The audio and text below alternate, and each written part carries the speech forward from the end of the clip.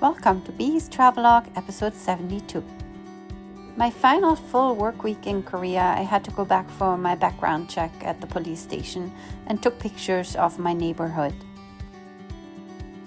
I was finally allowed to tell my students that I was leaving.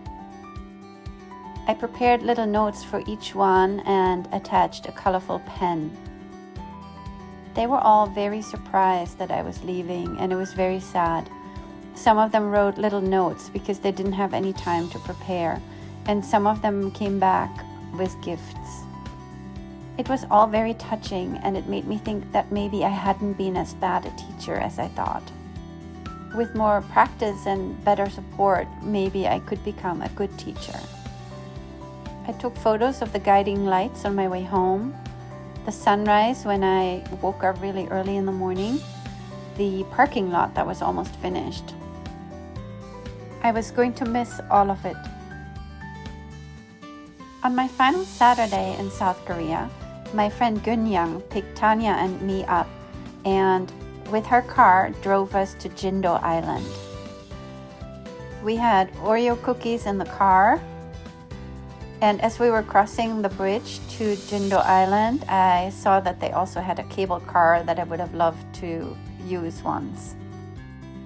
I took pictures out of the car, which of course all are not that great, but I wanted to show the mud floods where there was low tide at the moment. Once Gunyang parked the car, we saw this beautiful image of the tree outside and then walked around the resort. It was post-season, so it was fairly empty everywhere, but the resort was beautiful.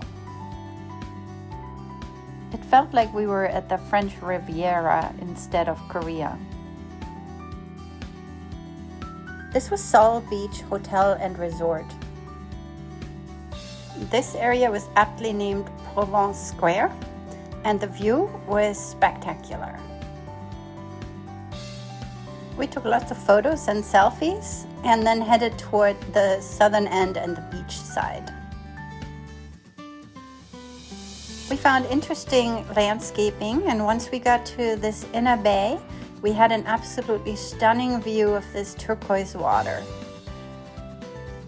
To spend an entire week here during the summer must be so amazing and relaxing. We just had a few hours. So after taking our fill looking at the bay, we turned south just behind us to this island that was connected to our island by this narrow beach. We took the winding stairs down toward the beach.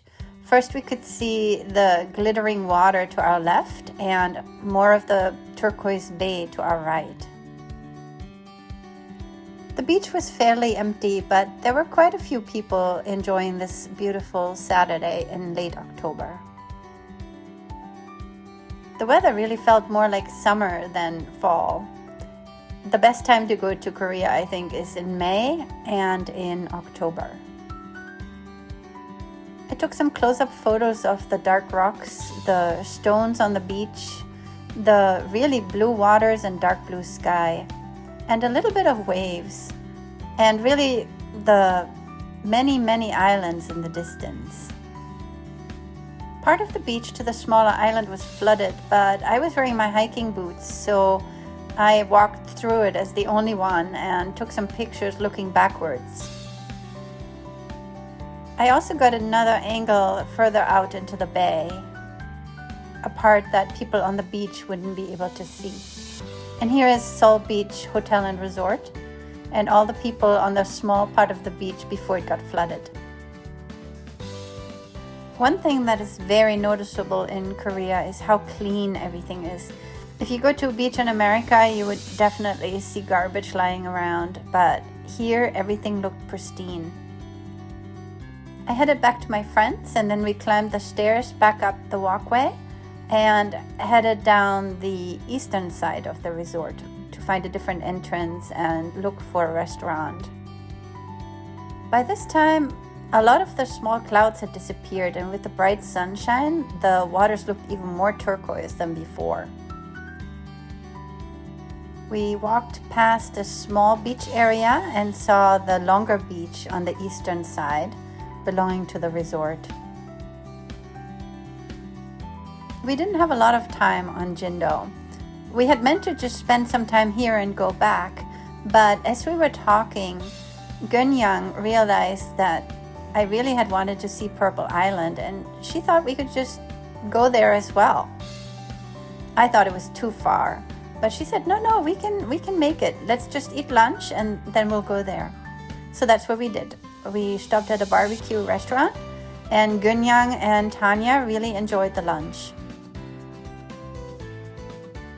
We then went back to the car, and Gunyang drove us all the way back to Mokpo. He is Yudal's son, and we drove over the big bridge for the first time, or the only time for me. Then we drove over my red bridge that I had gone to see, which I thought was very exciting.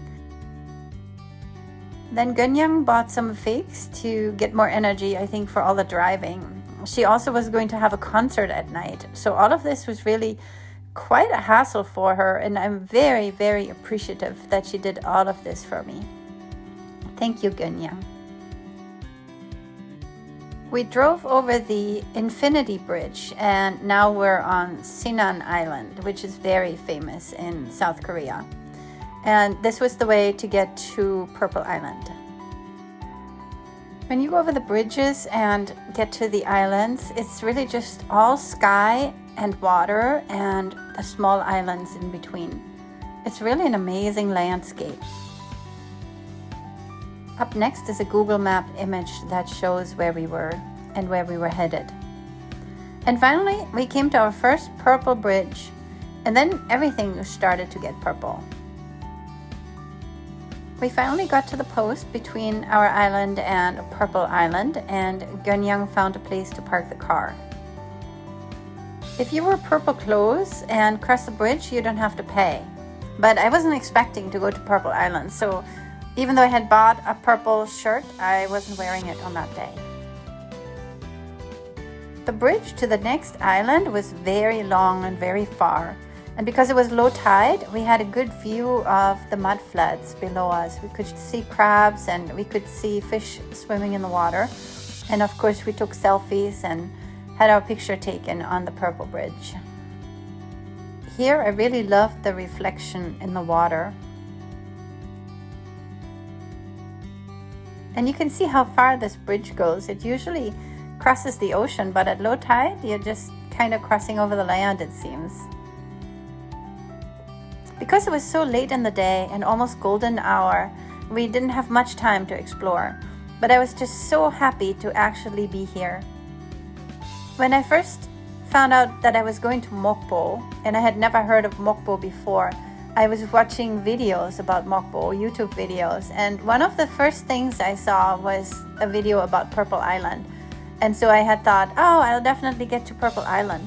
But it was just kind of difficult to get to without a car. And so the fact that Gunyang decided to drive us here was really special.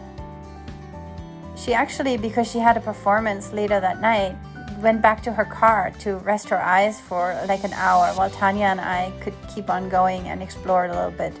So we walked halfway across the bridge to the next island and then turned around and went back to meet Gunyang. But first we took a lot of pictures of everything purple, from the houses to the bridges, the flowers, the electricity poles. Everything was painted purple. And it was really cool, especially if you love purple.